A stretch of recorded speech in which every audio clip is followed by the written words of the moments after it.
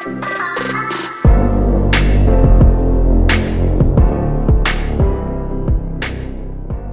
hello, bonjour à tous. Alors c'est encore un plaisir pour nous de vous avoir là sur notre plateau.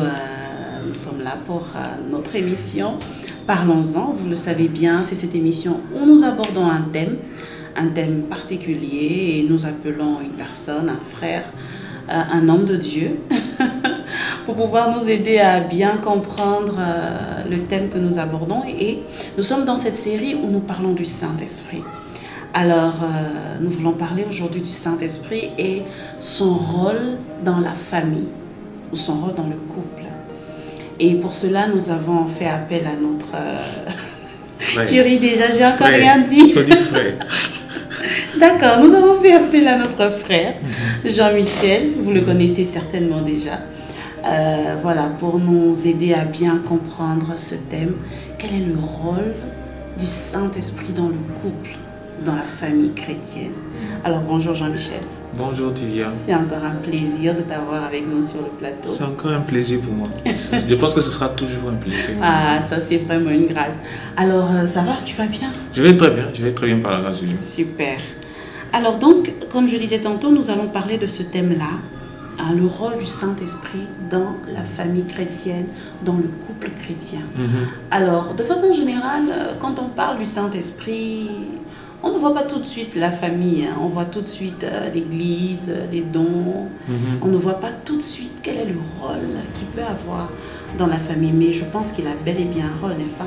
Je pense bien qu'il a un rôle. S'il n'en avait pas, je pense que l'émission s'arrête là.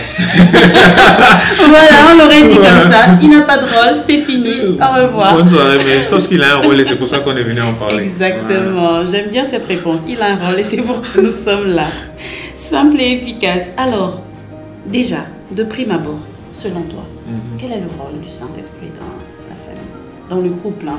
Tu préfères qu'on l'aborde sur quel angle? Un peu des deux? Parce que un peu des deux, pourquoi pas? Parce que qu'on le veuille ou pas, la famille c'est un couple d'abord. Et c'est le début. Après maintenant la famille est appelée, le couple va s'agrandir et tout ça. Maintenant famille ça peut être un peu général. On a des familles d'amis, on a des familles par affinité. J'ai mes camarades à l'école. Et la famille ça va, mais je pense que dans ce cadre-là on parle pas trop de ça.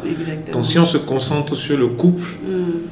On comprendra indirectement la famille. Et puis, dans les questions, peut-être on peut faire un peu des jeux de deux. D'accord. Donc, on va d'abord aller dans le couple. Ok. Alors, pourquoi, quand on voit Saint-Esprit, on ne voit pas tout de suite famille, selon toi? Parce que c'est une très bonne question. Ça m'a amené à réfléchir, mais quand je vois les Écritures, je ne vois pas un passage où... c'est écrit l'Esprit de Dieu soudera votre famille.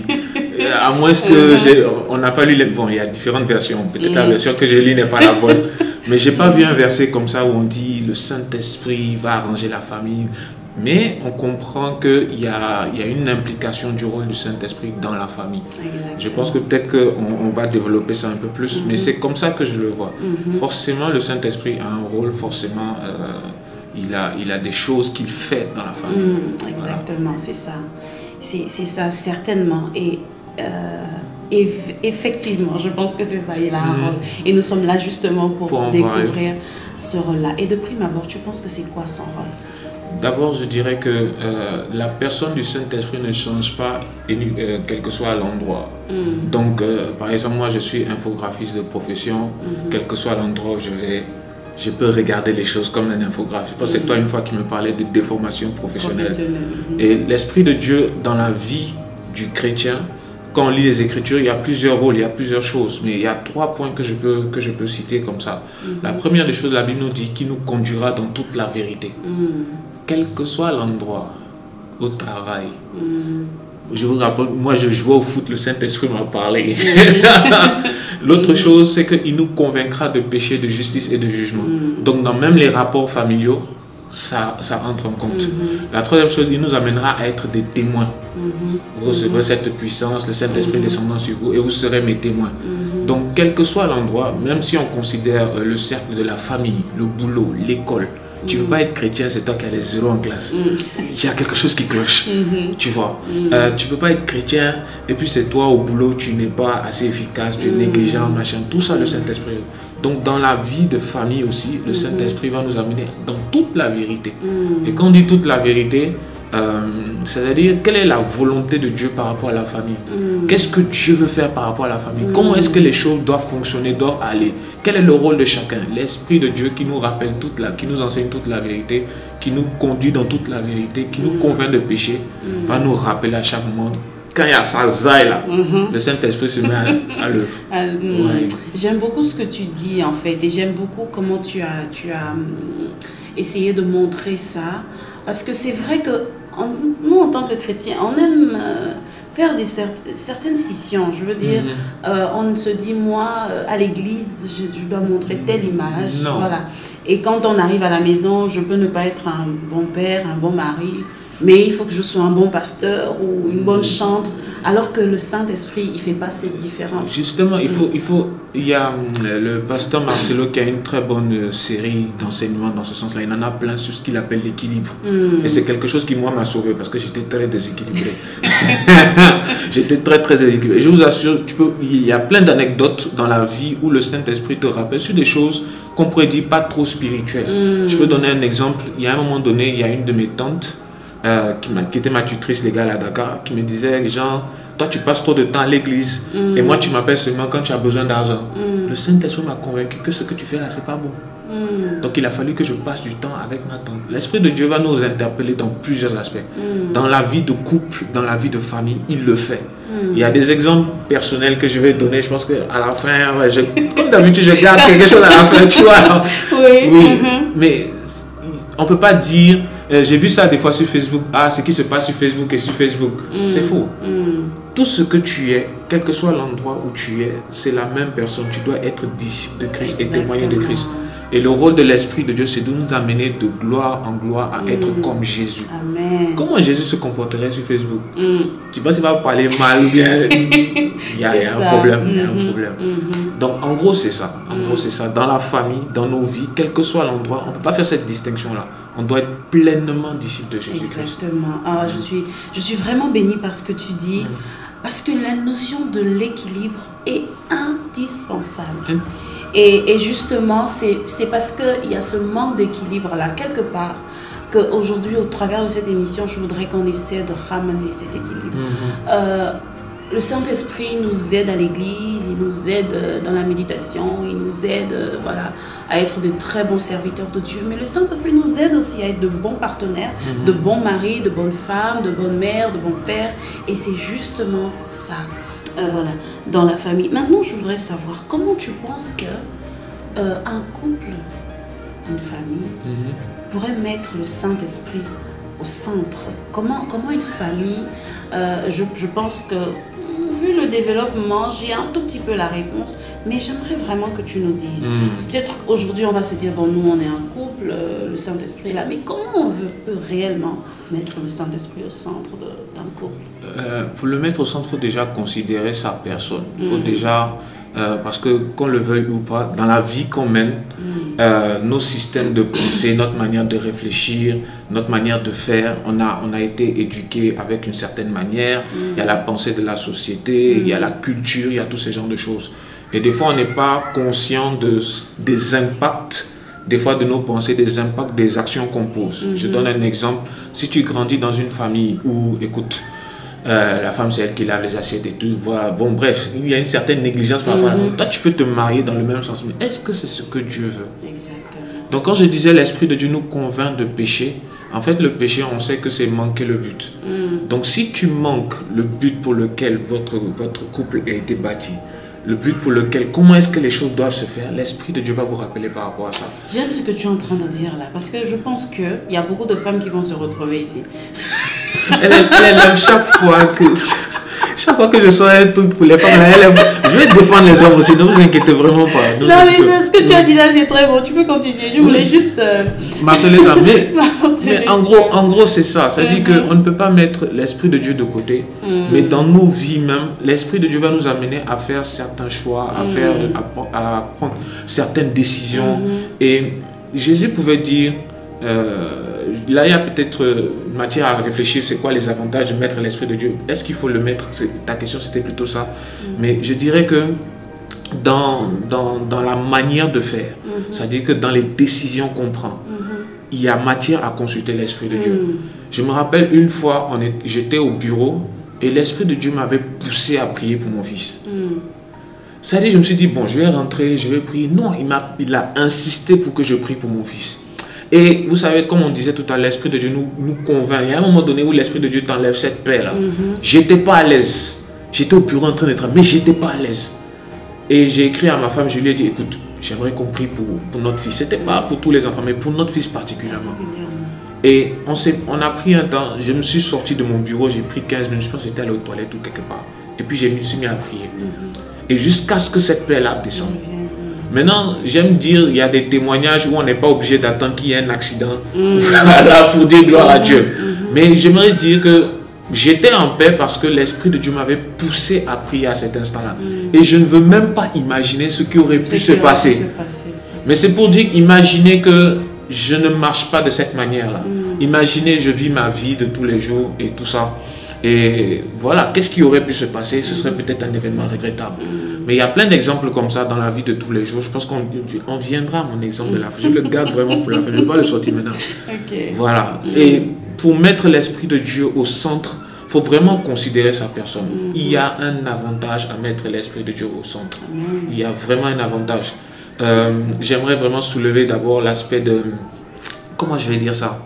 L'aspect... je pense que c'est les occasions de chute. Jésus disait, les occasions de chute ne vont pas manquer. Malheur à celui par qui cela va arriver. Ça veut dire que dans le couple, forcément, il y aura des moments de mésentente. Et l'Esprit de Dieu qui nous convainc de pécher ne va pas te laisser dormir. Il ne va pas te laisser dormir. À ceux qui ont déjà prévu dormir avec la colère. Non, déjà, ce n'est pas biblique.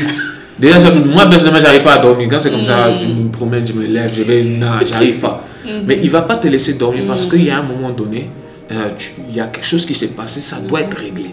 L'Esprit de Dieu, il y a un avantage là. Tu imagines si on ne considère pas la place de l'Esprit de Dieu, chacun va faire ce qu'il veut.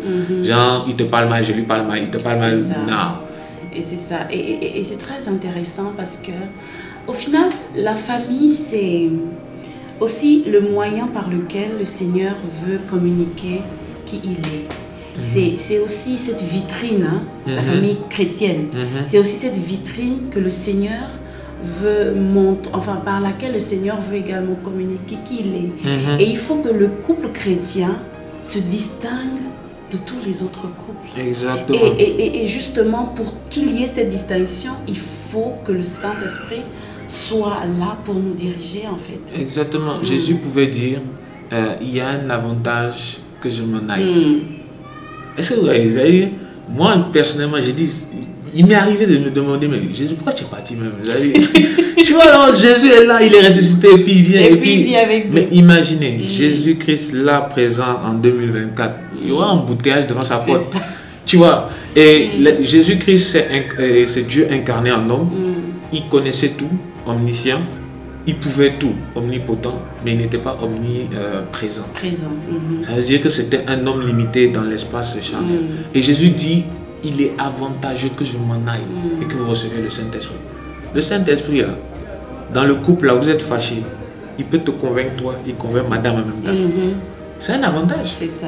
Alors que dans d'autres, il y a souvent des cas comme ça où c'est le gars seul qui est conscient que la go Azaël, elle vit sa vie, lui il a mal au cœur. Maintenant, très souvent, si c'est l'inverse, parce que les femmes aussi, voilà, elle a vécu un truc. Mais non, c'est-à-dire l'Esprit de Dieu va vous convaincre tous les deux. Et il y a un aspect central de la vie chrétienne où l'Esprit de Dieu vraiment martèle dessus, c'est la crainte de Dieu. Est-ce que vous voyez? C'est-à-dire quelqu'un qui vit vraiment dans la crainte de Dieu, dans sa famille.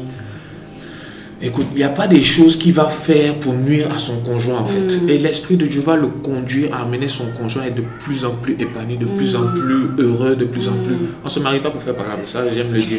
On ne se marie pas pour faire palabre. Voilà, donc franchement c'est un aspect qu'il faut vraiment considérer. Comment mettre l'Esprit de Dieu au centre de notre couple, considérer vraiment sa personne dans les choix, dans les différents choix, les décisions que vous devez prendre. Consultez-le, parce qu'il peut arriver que vous fassiez des choix, vous pensez que c'est bien alors que dehors, ça a un impact négatif. La Bible me dit, comment on dit ce verset-là? Ce verset me dit, vous ne savez pas comment prier, mais l'Esprit de Dieu intercède en votre faveur par des soupirs inexprimables. Des fois, tu ne sais pas comment prier, des fois pour ton couple, pour ton conjoint et tout. Et il est avantageux que tu marches par l'Esprit de Dieu pour prier pour ta famille. Amen. Si tu ne le fais pas, tu vas prier comment? Bon, Seigneur, touche-la. Non, frère. Laisse l'Esprit de Dieu te conduire. Amen. Amen. Donc, qui nous conduise pleinement et voilà, nos familles iront mieux. Amen. Et c'est ça, il faut qu'on ait des familles chrétiennes, il faut que les familles chrétiennes soient épanouies. Parce que, pour ma part, j'ai souvent été un peu attristée de voir beaucoup de familles chrétiennes. Et puis quand tu regardes dedans, tu dis, c'est moi-même là, je dois me marier. Non, c'est parce que ça ne donne pas envie. Et c'est ce qui est dommage. Nous qui sommes enfants de Dieu, nous devons donner... En fait, nous sommes le sel. Oui. Les familles chrétiennes doivent être le sel, c'est-à-dire que quand les autres nous regardent... Doivent donner envie. Doivent donner envie de se marier. Moi, je suis de ceux qui pensent que même pour avoir une église forte, il faut des familles fortes. Exactement. Peut-être des familles ou des églises où il y a un grand nombre, peut-être vous ne considérez pas vraiment ça. Mais quand le nombre est un peu plus réduit, tu sens que voilà, il y a la famille A, famille B, famille C, et c'est cela qui constitue l'église. Donc s'il y a une famille, à un moment donné, c'est chancelant là-bas, vous allez prier tous les jours pour le même, pour que Dieu fortifie leur couple. À un moment donné, l'église n'avance pas. Maintenant, quand la famille est forte, il y a un moment donné où ta famille devient un refuge pour des gens à l'extérieur. Moi, je bénis Dieu parce qu'il y a un jour, j'ai reçu ce témoignage-là. Oh, quand on vient chez toi, on est content. Ça m'a touché. Ça m'a touché. Les gens, des fois, dehors, vivent autre chose et ils ont besoin de voir à un moment donné le modèle biblique. L'Esprit de Dieu qui nous conduit dans toute la vérité va faire que la maison, la famille, va refléter cette personne-là. On n'a pas peut-être le temps de parler du rôle de chacun. Mais si on analyse par exemple la famille, je dirais il y a deux grandes composantes. Il y a les parents et les enfants. Est-ce que vous voyez, il y a le groupe des parents et le groupe des enfants. Chacun a ses responsabilités. Les parents vont amener les enfants à grandir. Les enfants doivent obéissance à leurs parents. Et souvent, on va voir qu'il y a des problèmes. Donc les enfants qui désobéissent à leurs parents, les parents qui manquent leurs responsabilités par rapport aux enfants. Et quand vous marchez par rapport à la crainte de Dieu, l'Esprit de Dieu vous rappelle tous ces genres de choses. De la même manière que dans la vie de tous les jours, le chrétien, il est appelé à aimer son prochain dans la famille. C'est là même ça a commencé. C'est là ça va commencer. Paul pouvait dire à Timothée, quoi, si tu ne prends pas soin de ta famille, ça ne sert à rien d'aller parler en langue le dimanche. Frère, ça ne sert à rien. Ça ne sert à rien, c'est ça. Et c'est très important. Et j'aimerais vraiment encourager un couple en ce moment. Tu peux être diacre, tu peux parler en langue comme pas possible, tu peux... C'est une bonne chose. C'est une bonne chose, hein, oui. Tu peux être le prophète, c'est-à-dire que quand tu rentres même à l'église, c'est toi qu'on appelle prophat. C'est le même nom comme ça, non? Mais si dans ta maison, ta femme n'est pas heureuse, si dans ta maison, ton mari n'est pas heureux, quelque part tu as manqué le but. C'est pas quelque part, tu as manqué le but. Moi-même, je voulais atténuer. Tu as totalement manqué le but. Et c'est pourquoi je pense qu'au début, on a si bien posé ça, tu l'as bien dit, l'équilibre. Nous devons être équilibrés. Que le Saint-Esprit soit à sa place dans nos vies, dans nos cœurs, parce que comme tu l'as si bien dit, si on a sa crainte, si on marche selon le Saint-Esprit, si nous avons des vies vraiment qui sont rectes devant le Seigneur, il va nous conduire dans toute la vérité. Amen. Et ça, c'est dans tous les domaines de notre vie. Maintenant, j'aimerais savoir, un couple qui a un conflit, de toute façon, on ne peut pas forcément donner les docs universels qui marchent pour tout le monde. C'est ça n'existe pas. Mais comment on peut gérer un conflit? Après, il y a toute une sagesse dans la gestion du conflit. Voilà, ça c'est carrément un autre volet.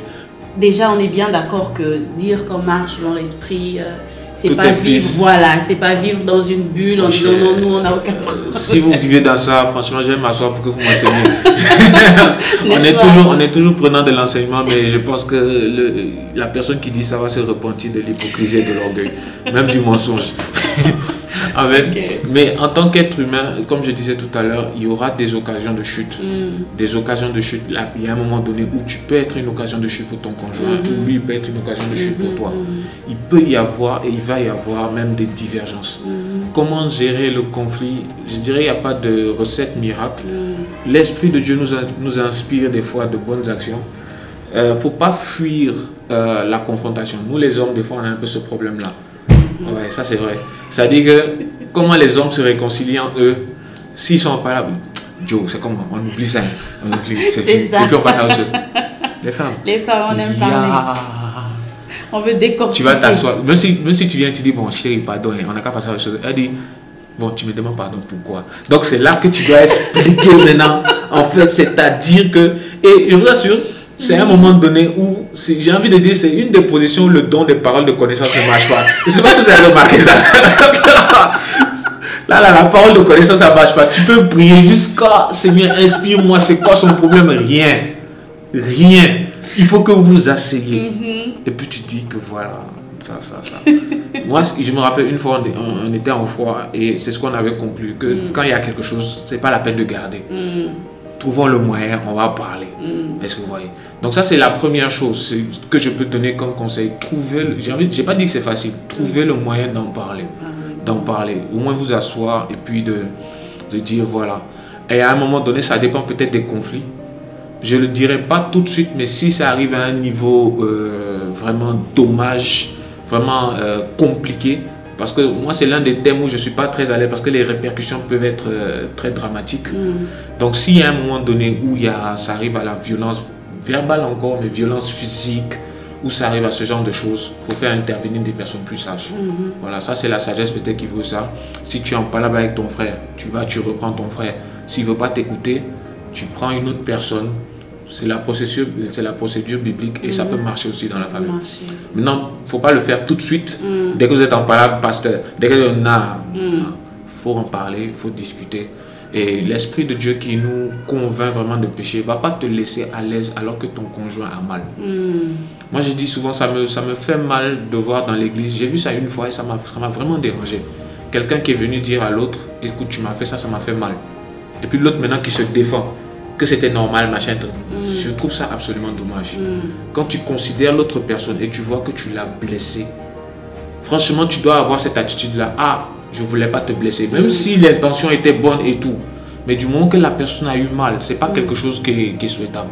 Et c'est encore pire dans la famille. Si un père de famille agit de façon mal à son enfant, l'amertume va être là. C'est une porte ouverte pour les démons. Et son système de pensée par rapport à la famille se brise. Si c'est une fille qui grandit, qui voit son papa mal agir envers sa maman, elle dans sa tête, les hommes, est-ce que vous voyez? Donc les répercussions peuvent être vraiment dramatiques. Je parle vraiment en essayant de poser la chose, mais ça peut être vraiment dramatique. Donc prenons le temps, prenons vraiment la position dans laquelle si la position selon laquelle, le français, si la personne en face exprime quand même sa tristesse ou bien le fait qu'elle a été blessée, franchement, ça te coûte rien de lui dire, écoute, c'était pas ça mon but, mais je m'excuse vraiment pour ça. Et ça, c'est très important. Hein. Ça, c'est très important. Et parfois, je pense aussi que c'est de l'orgueil. Oui, il y a l'orgueil. On se dit, non, moi, je ne vais pas me rabaisser. Mais après, cette personne-là, il y a une sœur qui m'a dit un jour, et cette phrase, je ne vais jamais l'oublier. Elle m'a dit, Tia, tu sais, j'étais à ton mariage et j'ai entendu les beaux vœux que tu as fait là-bas. T'as eu ça. C'est-à-dire que je suis restée là, je dis, ah ouais, c'est vrai. Il faut souvent qu'on se souvienne de tous les grands vœux qu'on a fait et on était là et c'était émouvant. Cette personne-là, c'est la même en fait. C'est vrai que les années peuvent nous changer, mais c'est cette personne et il faut qu'on ait toujours ce cœur d'aller vers la personne et d'accepter avec humilité. Exactement. Et parfois, il y a cette phrase aussi que j'ai lue, je pense, sur Internet et que je trouve bien. Parfois, c'est mieux la paix que d'avoir raison, au final. Ouais, ça, je suis d'accord avec cette phrase. Je suis d'accord avec cette phrase. Parfois, il faut laisser la raison et chercher vraiment la paix. Et maintenant, j'aimerais quand même te demander pour finir, déjà, que tu nous partages cette belle expérience que tu avais gardée pour la fin. Mais aussi, qu'est-ce que tu peux dire à un couple qui peut-être passe par ce temps où peut-être ça ne va plus et puis ils se disent ça n'en vaut plus la peine. Déjà, peut-être aussi c'est juste que le temps a tellement fait son travail que il se dit qu'avec cette personne-là, avec ma femme ou mon mari, je ne vois plus la flamme. Voilà. Est-ce que le Saint-Esprit peut agir aussi à ce niveau? Et aussi pour ce couple peut-être qui est découragé, peut-être par des situations, des conflits incessants, incompréhension. Qu'est-ce que tu peux dire à un couple qui passe par ces moments-là? Il y a une chose que j'aime avec l'Esprit de Dieu, c'est qu'il réveille. Amen. Tu vois, et quand on parle du réveil, il y a un réveil spirituel qui peut être ce mouvement social où il y a plusieurs personnes qui se convertissent. Mais dans les différentes échelles, que ce soit ma vie personnelle, la famille, il peut amener un renouveau. Même dans notre vie personnelle, quand on parle de la nouvelle naissance, c'est l'Esprit de Dieu qui régénère notre esprit et on est né de nouveau. Est-ce que oui? Donc, par rapport à certains aspects, je suis toujours convaincu, je crois vraiment à ça, l'Esprit de Dieu qui ramène les choses. Et puis, je me rappelle, j'ai suivi un témoignage, un frère qui était assez connu et tout, qui est tombé dans l'adultère. Et c'était dommage, sa famille, ils ont failli divorcer à un moment donné. Et l'Esprit de Dieu a fait un tel travail. Aujourd'hui, le couple est tellement en harmonie. La femme a failli dire même, c'est pas mauvais que ce soit passé par là, tu vois. On va pas encourager l'adultère, tu vois, mais le travail de l'Esprit de Dieu a été tel qu'ils sont tellement bien par rapport à la vie même qu'ils menaient avant.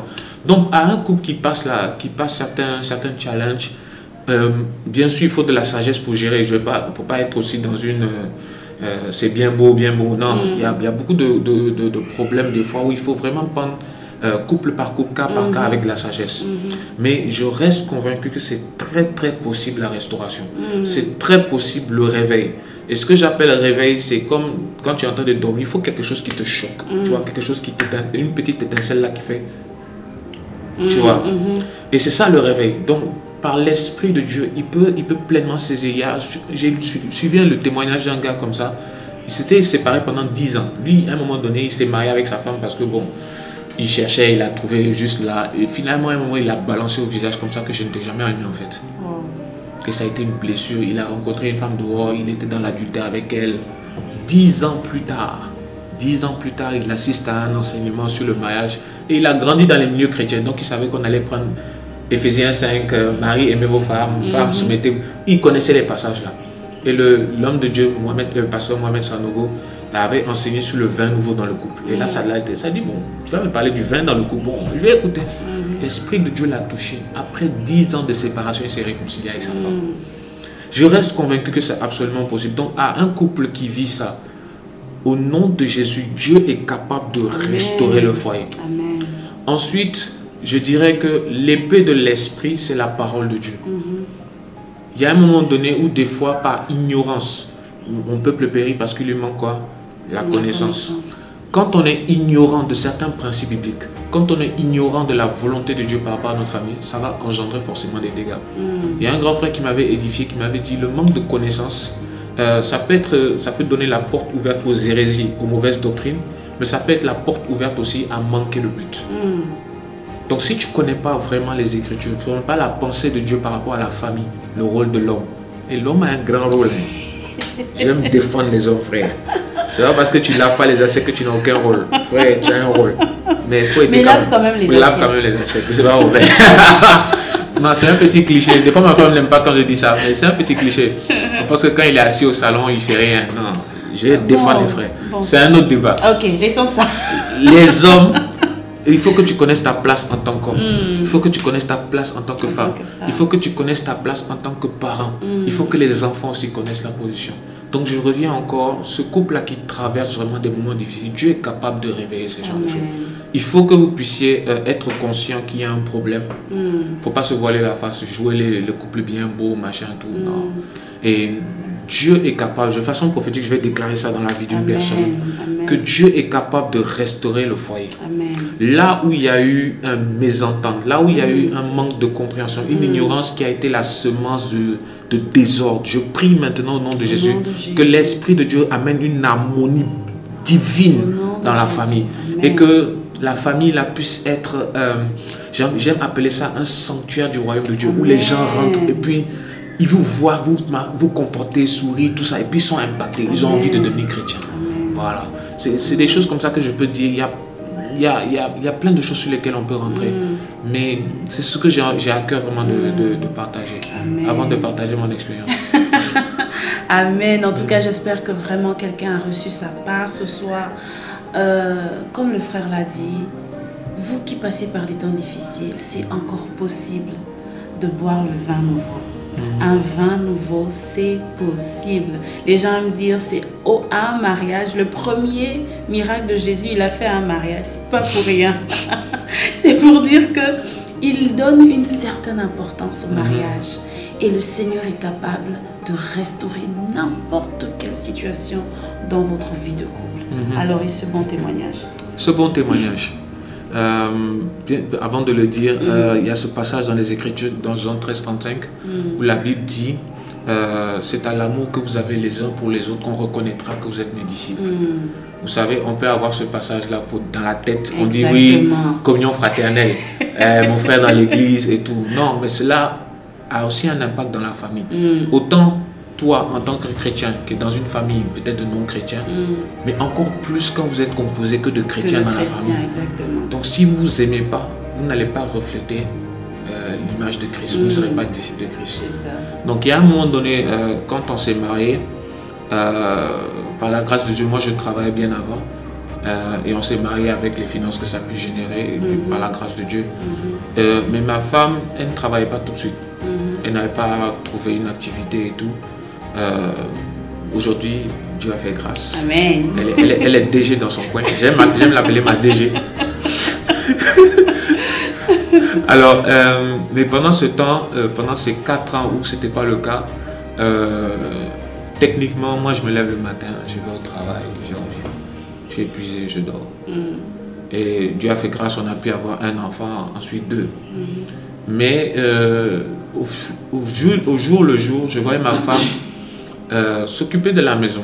Elle s'occupait de la maison, elle s'occupait de nous, les enfants, de moi et tout ça. Mais un peu de jour en jour, elle devenait de plus en plus, je vais dire quoi, il y avait une certaine dépression. Il y avait un certain manque d'épanouissement. Et ça se ressentait. Même si aujourd'hui on rit, mais après, quand je vais sortir le matin, ça va ressasser. Et le pire, c'est quand les autres vont lui dire que toi, tu es là à la maison, tu fais que des enfants. Tu vois, c'est des paroles qui blessent. Et moi, je n'étais pas vraiment conscient de ça. J'étais pas vraiment conscient de ça. Je me disais, ah, la maison, ça avance. Bon, on a nos activités, on vit le jour le jour. Et il y a un moment donné, Jean, elle m'a fait asseoir. Elle m'a dit, ah, je veux te parler. Et quand une femme te dit, je veux te parler, frère, assieds-toi bien. Assieds-toi bien. Il y a un qui a dit, quand une femme te dit, je veux te parler, il dit, attends, moi j'arrive. Et puis il ne vient pas. Non, ne fais pas ça. On est chrétien. Oui. Donc quand je me suis assis, elle était en larmes. Et elle disait que genre, elle a exprimé la tristesse qu'elle avait. Genre, le manque d'épanouissement. Elle le vivait très très mal. Et elle s'est ouverte. Elle a vraiment, à un moment donné, elle pleurait. Et quand c'est comme ça, moi, Joe, je ne peux pas être en joie. Je ne sais pas quel comportement orgueilleux va m'amener à dire, ah, ça c'est une femme, ah, tu n'es pas forte. Vous voyez, c'est des pensées, c'est démoniaque. Et tu es en train de créer de l'amertume dans le cœur. Je l'ai vu quand elle a dit ça, ça m'a vraiment fait mal. Honnêtement, ça m'a vraiment fait mal. Je me suis repenti tout de suite. Je lui ai demandé pardon. Et vous savez, la clé du rôle de l'homme dans le couple, c'est se sacrifier. Amen, j'aime cette phrase. Ah non, mais vraiment, ça c'est chic. Ça c'est une chose, quand celui qui nous a enseigné dans ça, quand il m'a fait comprendre ça, franchement, ça a été le socle. C'est se sacrifier. Ça te coûte quoi de te sacrifier pour ta femme? La clé chez la femme, c'est se soumettre. Il fallait que je sorte ça. Ça aussi, j'aime ça. Voilà. Il fallait que je sorte ça. Mais du coup, je me suis rendu compte qu'il y a certaines choses où il y avait un laisser-aller. Et il faut que je me sacrifie dans ce sens-là. Donc, demander pardon, t'humilier et demander pardon à ta femme, c'est aussi une forme de sacrifice. J'ai dû le faire. Je l'ai fait, je lui ai demandé pardon et tout. Et par la grâce de Dieu, par la suite, moi j'ai un comportement, peut-être qu'on décrirait, elle aime dire ça, désordonné, brouillon. Je l'assume. Je l'assume. Mais je pense qu'elle aussi, elle peut témoigner de mes efforts. Je vais dire ça comme ça. Elle peut témoigner de mes efforts, de vraiment l'effort que je mets dans ce sens-là. Et ça a été un moment donné où, je le dis encore, la tristesse de ma femme m'a attristé. Et ça, si ce n'était pas la crainte de Dieu et l'Esprit de Dieu, je pense que ce n'est pas quelque chose qu'on aurait surmonté tout de suite. Aujourd'hui, par la grâce de Dieu, c'est quelque chose qui est derrière nous. Elle est plus maniaque que moi. Forcément, il y a des choses que je fais qui vont déranger. Moi, je suis un peu plus extraverti, donc il y a forcément des comportements. Mais je ne suis pas là pour parler de ma femme, de ses défauts. C'est moi qui parle, je ne suis pas là pour dénoncer les gens. Donc, même mes défauts, ça a été ça. Et ça a été une occasion de chute pour elle. Et j'aimerais vraiment encourager un frère. Frère, regarde ta femme. Il y a une fois, c'est qui me disait, Jean-Michel, tu es trop macho. On m'a dit ça, tu es macho, tu n'es pas doux, tu n'es pas quoi. Je suis rentré à la maison, j'ai demandé à ma femme, chérie, est-ce que je suis macho? Elle m'a dit, mais non. J'ai dit, ok, donc elles n'ont qu'à penser ce qu'elles veulent. Du moment que moi, ma femme dit que je ne suis pas macho, c'est que je ne suis pas macho. Tu vois, hein? Donc, ce serait complètement dommage si dans ta maison, la personne avec qui tu vis, vous deux, c'est-à-dire la personne ne glorifie pas Dieu pour ta vie. Dehors, les gens bénissent Dieu, oh, c'est un homme de Dieu et tout. Et puis à la maison, elle dit, regarde-moi lui là. Non, il n'y a rien, ça ne glorifie pas Dieu, ça. Amen. Donc c'était le témoignage que je peux donner pour moi-même. Il y a plein de petites histoires qui me concernent, qui la concernent que je ne dirais pas, mais je pense que c'est celle-là qui a été le plus marquant pour moi. Voilà. Ah, ça c'est tellement intéressant. C'est tellement intéressant. J'espère que les hommes ont bien écouté. Et les femmes aussi. Non, mais ça, c'est vraiment intéressant parce que je pense que la clé au final, c'est l'amour. Hein? C'est clair, mais il y a ce côté attention. Regardez, est-ce que la personne à côté de moi est comment dire? Est-ce qu'elle est heureuse? Est-ce qu'elle est heureuse? Est-ce qu'elle est heureuse? Est-ce qu'elle vit ce que le Seigneur a prévu pour elle? Est-ce qu'elle est sur sa trajectoire? Est-ce qu'elle est épanouie dans ce qu'elle fait? C'est vraiment très intéressant. Et je pense que parfois on arrive à un moment aussi dans la vie, dans le couple, hein, où chacun est focus sur l'objectif. Et on arrête de se regarder. Tiens, tu achètes le pain, tu as fait les courses, ok, la chose est là. Et en fait, on fait des choses, mais on ne se regarde pas. Surtout au début, on se regarde. Au début, on fait que se regarder, on fait comme ça. Tu fais ça et on se regarde. Et à un moment donné, on ne se regarde plus. Et que Dieu nous aide, malgré le temps, à se regarder, à s'écouter et à chercher le bien de l'autre. L'homme cherche le bien de la femme, d'abord. Non, pas d'abord. Et aussi, la femme cherche le bien de l'homme. Et tout cela, par la grâce du Saint-Esprit, c'est possible. D'avoir cette famille épanouie. C'est possible que le Saint-Esprit garde dans vos familles, dans vos couples, ce bon vin. Parce que rappelez-vous le miracle à Cana, le monsieur a dit, mais ton vin là, il est meilleur que le nôtre. Mais on ne sert pas le bon vin à la fin. Maintenant à la fin, on doit servir ça au début.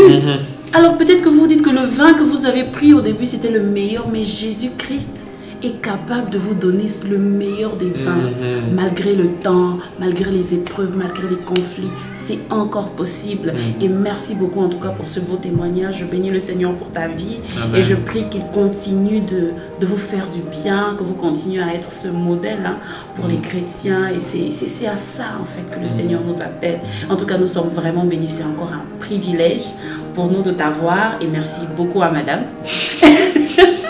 Qui t'a permis d'être là. En tout cas, que Dieu vous bénisse. Et j'espère que quelqu'un a été béni par ce temps. Que Dieu vous bénisse.